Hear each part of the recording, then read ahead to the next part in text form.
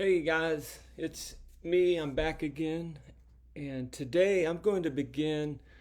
I don't know how many days this series will last, but I'm going to be doing a walk through, I think, the greatest short story that's ever been told. It's a story that it's recorded in Luke chapter 15. Jesus tells this story. The third of three stories he tells. And so back in 2010, when I was the lead minister at the Southlake Church prior to our merging with the Hills Church, which I'm currently a part of, serve as the spiritual formation minister, oversee our groups ministry and things like that. I tell people my one sentence job description, if you care to know, is I love to create environments and share resources that make and grow followers of Jesus. But back in the day in 2010, as we were winding down our history as a church, as a congregation before we became part of the Hills, the last series I did was based on Luke 15. I'm going to mention two or three resources, and I'll put these in the comments, but some books I had been reading at that time that really shaped my thoughts or reshaped my thoughts on Luke chapter 15 was one, The Prodigal God by Tim Keller. I would encourage you, it's a short book, it's a great book, and it really shaped my thoughts on this story. The Prodigal God by Tim Keller. Also, another great book is The Return of the Prodigal by Henry Nouwen. It's a fascinating book. I would encourage you to read it as well. Along with anything that Kenneth Bailey wrote. There were several books. I can't remember the titles of those books right now. I'll find them and place them in the comments as well. Including there were a few commentaries that no doubt I leaned on. But with that in mind, let's dive in. In fact, I haven't mapped this out yet, so I'm not sure how long I'm going to read each day, but I'm going to try to keep each video less than 10 minutes. So I'll just sort of close down and we'll pick up the next day. It took me 6 weeks. I did a 6-week series on Luke 15. And so I don't know how I'll break down the different readings each day, but let's dive in. So we're looking at one of the greatest short stories ever told. In his book, The Prodigal God, Tim Keller notes that this story deals with an assault on community because of idolatry, which is only overcome by agony.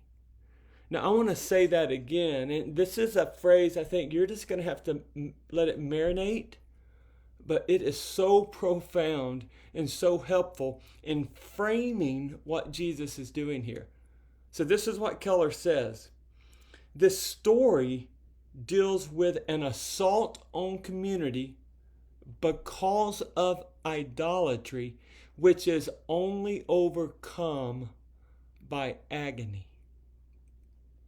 It gives us a picture of a brutal assault on the family because two sons set their hearts not on the father, but on the father's things. And these assaults can only be overcome by agony.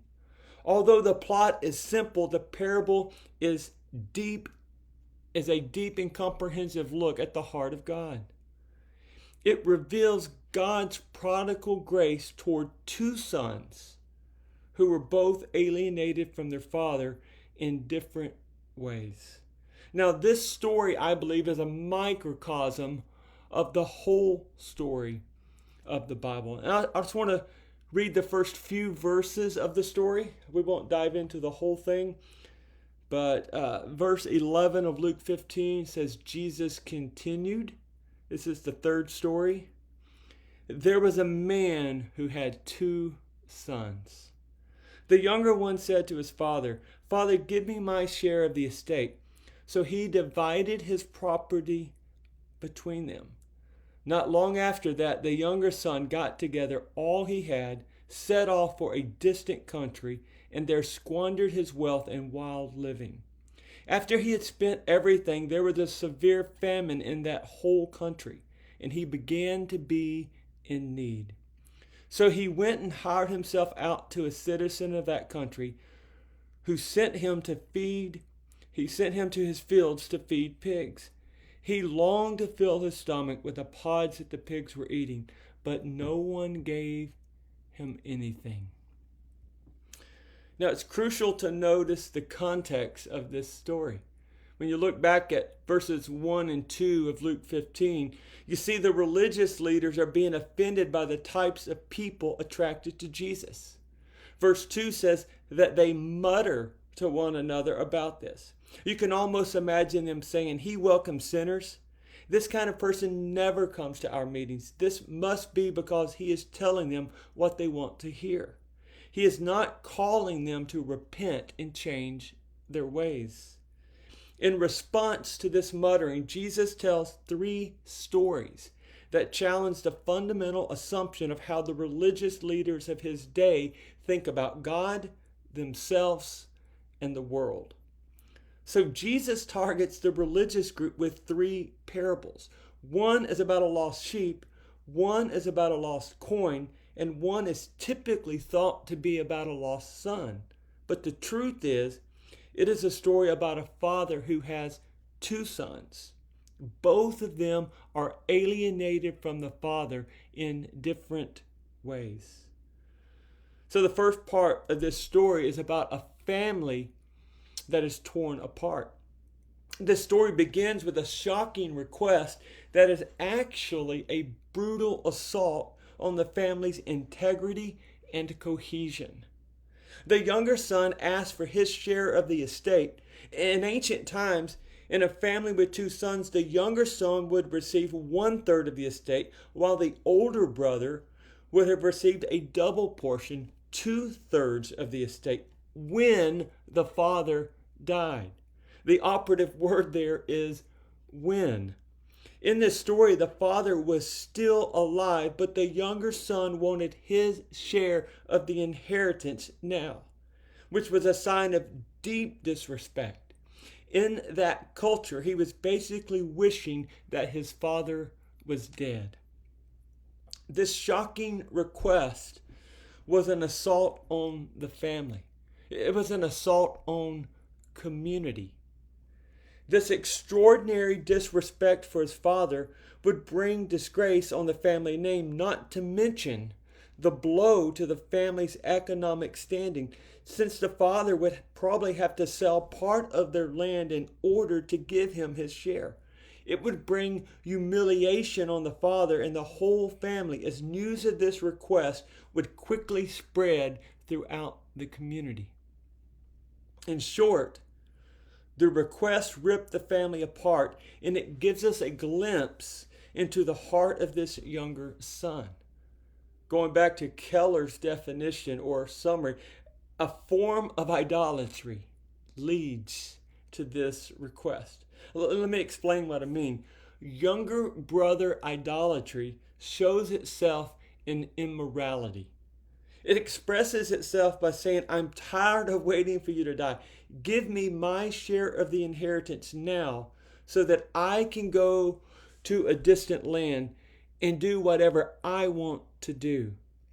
Which reveals to us that he had been after the father's things more than he had been after the father.